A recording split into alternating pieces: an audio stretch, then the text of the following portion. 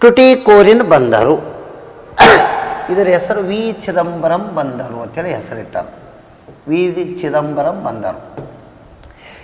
ಒಂದೊಂದು ಸಲ ಸ್ಪಷ್ಟವಾಗಿ PSI ಹೆಂಗೆ ಕೇಳಿರ್ತಾನಂದ್ರೆ ಹಿಂಗೆ ಅಕ್ಷಾಂಶಿಕವಾಗಿ ಗಿರಿ ಹೊಡೆದು ಕೇಳ್ತಾನೆ. ಅಕ್ಷಾಂಶಿಕವಾಗಿ ದಕ್ಷಿಣದಿಂದ ಉತ್ತರಕ್ಕೆ ಇರುವಂತೆ ಅನುಕ್ರಮವಾಗಿ ಅವುಗಳನ್ನು ಗುರುತಿಸಿ ಅಂತ ಕೇಳ್ತಾನೆ.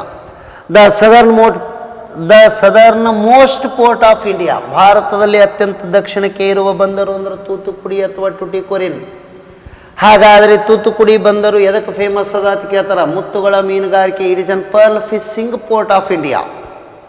Pearl fishing port of India ಅಂತೇಳಿ ಹೇಳಬೇಕು ತೂತುಕುಡಿ ಅಥವಾ ಟುಟಿಕೋರಿನ್. ಈ ಟುಟಿಕೋರಿನದಲ್ಲಿ ಮತ್ತೆ ಅದಕ್ಕೆ ಫೇಮಸ್ ಅದ UPSC ಕೇಳಿದರು. ಹೆವಿ ವಾಟರ್, ಭಾರ ಜಲ ಉತ್ಪಾದನಾ ಘಟಕನೂ ಅಲ್ಲೇ ಸ್ಥಾಪನೆ ಮಾಡ್ಯಾರ. Next Chennai. It is an oldest artificial port of India, ಭಾರತದಲ್ಲಿ ಅತ್ಯಂತ ಹಳೆಯದಾದ ಕೃತಕವಾದ ಬಂದರು ಚೆನ್ನೈ. ಇದು ಹೇಳ್ಬೇಕು ನಾವು. ಇನ್ನು ಖಾಸಗಿ ವಲಯದಲ್ಲಿರುವ ಏಕೈಕ ಬಂದರು ಎನ್ನೋರಕ್ಕೆ ಇರುವ ಹೆಸರು ಏನಂದ್ರೆ ಕಾಮರಾಜ್. ಕೆ ಕಾಮರಾಜ್ ಬಂದರು. ಇವರು ತಮಿಳುನಾಡಿನ ಮಾಜಿ ಮುಖ್ಯಮಂತ್ರಿ. ಇದು ಖಾಸಗಿ ವಲಯದಲ್ಲಿರುವ ಬಂದರು, ಅವರ ಹೆಸರು ಕೊಟ್ಟಾರ.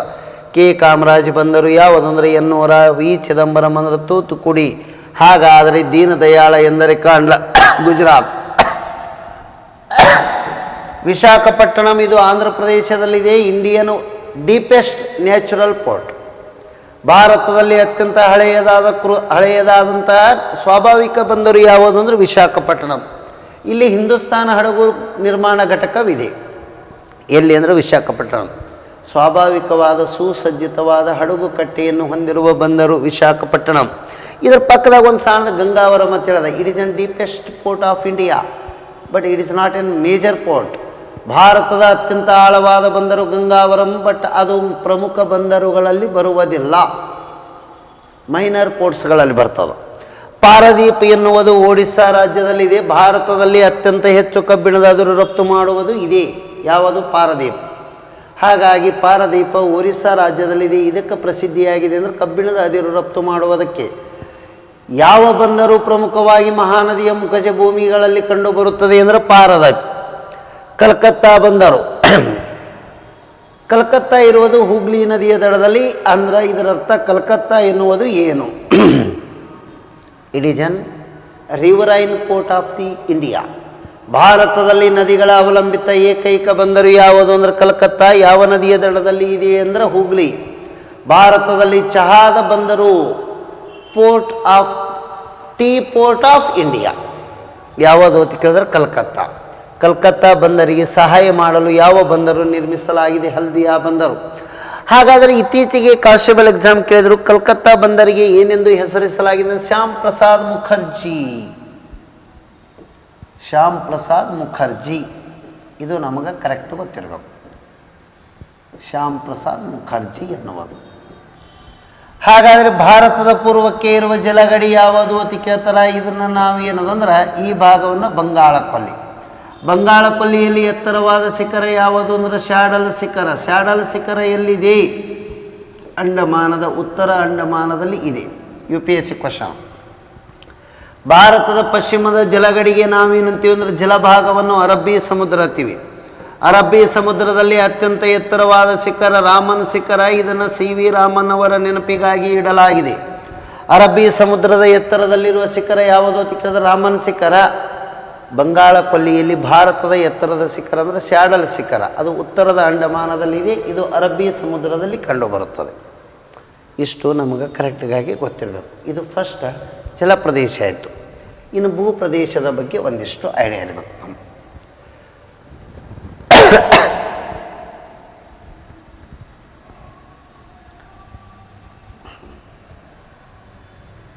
ಮೂರು ವಿಚಾರಗಳನ್ನು ಸ್ಪಷ್ಟವಾಗಿ. ಫಸ್ಟ್, ಮುಂಬೈ ಪಶ್ಚಿಮದ ನೌಕಾವಲಯದ ಕೇಂದ್ರ.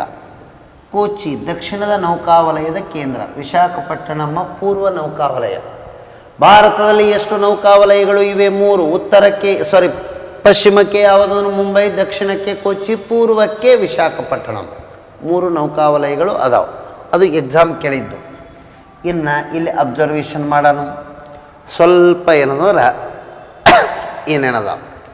ಮಧ್ಯಪ್ರದೇಶ ಇದು ಹೆಚ್ಚು ಅರಣ್ಯ ಪ್ರದೇಶ ಹೊಂದಿದೆ. ಅರಣ್ಯ. ಯಾವುದು? ಮಧ್ಯಪ್ರದೇಶ. ಹಾಗಾದರೆ ಹರಿಯಾಣ ಎನ್ನುವುದು ಕಡಿಮೆ ಅರಣ್ಯ ಪ್ರದೇಶ ಹೊಂದಿದೆ. ಯಾವುದ್ರಿ? ಹರಿಯಾಣ ಕಡಿಮೆ ಅರಣ್ಯ ಪ್ರದೇಶ ಹೊಂದಿದೆ. ಇನ್ನು ಭಾರತದಲ್ಲಿ ವಿಸ್ತಾರವಾದ ರಾಜ್ಯ ಯಾವುದು? ರಾಜಸ್ಥಾನ್. ಚಿಕ್ಕದಾದ ರಾಜ್ಯ ಯಾವುದು? ಗೋವಾ. ಹೆಚ್ಚು ಜನಸಂಖ್ಯೆ ಹೊಂದಿರುವ ರಾಜ್ಯ ಯು ಪಿ. ಕಡಿಮೆ ಜನಸಂಖ್ಯೆ ಹೊಂದಿರುವುದು ಸಿಕ್ಕಿಂ. ಹಾಗಾದರೆ ಕಡಿಮೆ ಸಾಂದ್ರತೆ ಹೊಂದಿರುವ ರಾಜ್ಯ ಅರುಣಾಚಲ ಪ್ರದೇಶ. ಯಾವುದ್ರಿ? ಅರುಣಾಚಲ ಪ್ರದೇಶ. ಇವು ಬೇಸಿಕ್. ಇನ್ನು ಚಂಡೀಗಢ ಎನ್ನುವುದು ಇದು ಎದರ ರಾಜಧಾನಿ ಅಂದರೆ ಪಂಜಾಬ್ ಮತ್ತು ಹರಿಯಾಣದ ರಾಜಧಾನಿನೇ ಚಂಡೀಗಢ. ಚಂಡೀಗಢದ ನಗರದ ವಿನ್ಯಾಸಕಾರರ ಯಾರು ಅಂತ ಕೇಳ್ತಾರೆ? ಲೀ ಕಾರ್ಬ್ಯೂಸಿಯರ್ ಅಂತ ಹೇಳಿ ಬರ್ತಾರೆ. ಇದು ಗೊತ್ತಿರಬೇಕು ನಮ್ಗೆ. ಲೀ ಕಾರ್ಬ್ಯೂಸಿಯರ್. ಸ್ವಲ್ಪ ಇಲ್ಲಿ ಪ್ರತಿಯೊಂದು ರಾಜ್ಯಗಳಲ್ಲಿ ಒಂದೊಂದು ಎರಡೆರಡು ಪಾಯಿಂಟ್ಸ್ಗಳನ್ನು ಅಬ್ಸರ್ವೇಷನ್ ಮಾಡ್ಕೊತ ಹೋಗೋಣ. ಕೇರಳ ರಾಜ್ಯದಲ್ಲಿ ಭಾರತದಲ್ಲಿಯೇ ಅತ್ಯಂತ ಹಳೆಯದಾದ ಚರ್ಚ್ ಇರುವುದು ಎಲ್ಲಿ ಅಂದರೆ ಕೇರಳ. ಯಾವ ರಾಜ್ಯವನ್ನು ಲ್ಯಾಂಡ್ ಆಫ್ ಬ್ರ್ಯಾಕಿಶ್ ವಾಟರ್, ಹಿನ್ನೀರಿನ ಸರೋವರಗಳ ನಾಡು ಅಂತಾರಂದ್ರೆ ಕೇರಳ. ದೇವರ ಸ್ವಂತ ನಾಡು ಯಾವುದು ಅಂದರೆ ಕೇರಳ. ಸಾಂಬಾರು ಪದಾರ್ಥಗಳ ನಾಡು ಅಂತ ಕೇಳಿದ್ರೆ ಕೇರಳ. ಎಷ್ಟು ಫಸ್ಟ್ ನಮ್ಗೆ ಗೊತ್ತಿರಬೇಕು. ತಮಿಳುನಾಡಿನಲ್ಲಿ ಶಿವರಾಯ ಬೆಟ್ಟಗಳು ಇರುವುದು ಎಲ್ಲಿ? ತಮಿಳುನಾಡಿನಲ್ಲಿ. ಹಾಗಾದರೆ ಈ ತಮಿಳುನಾಡಿನಲ್ಲಿ ಕಾವೇರಿ ನದಿಗೆ ಕಟ್ಟಿರುವ ಅಣೆಕಟ್ಟು ಸಿವಿಲ್ PSI ಕ್ವಶನ್ ಕೇಳಿದ್ರು. ಸ್ಟ್ಯಾನ್ಲಿ ಜಲಾಶಯ. ಯಾವುದ್ರಿ? ಸ್ಟ್ಯಾನ್ಲಿ ಜಲಾಶಯ ಅಂತ ಹೇಳಿ ಬರ್ತದೆ. ಹಾಗಾಗಿ ಅದನ್ನು ಇನ್ನೊಂದು ಹೆಸರು ಮೆಟ್ಟೂರು ಅಂತೇಳಿ ಕರೀತಾರೆ ಅವರು. ಇದು ಏನಂದ್ರೆ ಅಣ್ಣಾ ಅಂತಾರಾಷ್ಟ್ರೀಯ ವಿಮಾನ ನಿಲ್ದಾಣ ಚೆನ್ನೈ, ದಾಬೋಲಿ ಅಂತಾರಾಷ್ಟ್ರೀಯ ವಿಮಾನ ನಿಲ್ದಾಣ ಮರ್ಮಗೋವಾ ಇವು. ಹಾಗಾದರೆ ತ್ರಿವೇಂದ್ರಂ ಅಂತಾರಾಷ್ಟ್ರೀಯ ವಿಮಾನ ನಿಲ್ದಾಣ ತಿರುವನಂತಪುರಂ. ಇನ್ನು ರಾಜೀವ ಗಾಂಧಿ ಅಂತಾರಾಷ್ಟ್ರೀಯ ವಿಮಾನ ನಿಲ್ದಾಣ ಹೈದರಾಬಾದ್, ತೆಲಂಗಾಣದಲ್ಲಿ ಹೈದರಾಬಾದ್. ಕೆಂಪೇಗೌಡ ಕರ್ನಾಟಕದ ಬೆಂಗಳೂರು. ಛತ್ರಪತಿ ಶಿವಾಜಿ ಮುಂಬೈ. ಡಾಕ್ಟರ್ BR ಅಂಬೇಡ್ಕರ್ ಅವರ ವಿಮಾನ ನಿಲ್ದಾಣ ಅವರ ಹೆಸರಲ್ಲೇ ಇಟ್ಟಿದ್ದು, ಸಿವಿಲ್ PSI ಕೇಳಿದ ನಾಗ್ಪುರ್. ಸರ್ದಾರ್ ವಲ್ಲಭಾಯ್ ಪಟೇಲ್ ಅಂತಾರಾಷ್ಟ್ರೀಯ ವಿಮಾನ ನಿಲ್ದಾಣ ಅಹಮದಾಬಾದ್. ಇನ್ನು ಲಾಲ್ ಬಹದ್ದೂರ್ ಶಾಸ್ತ್ರಿ ಅಂತಾರಾಷ್ಟ್ರೀಯ ವಿಮಾನ ನಿಲ್ದಾಣ ವಾರಣಾಸಿ. ಬಿಹಾರದ ಪಾಟ್ನಾದಲ್ಲಿ ಜಯಪ್ರಕಾಶ್ ನಾರಾಯಣ.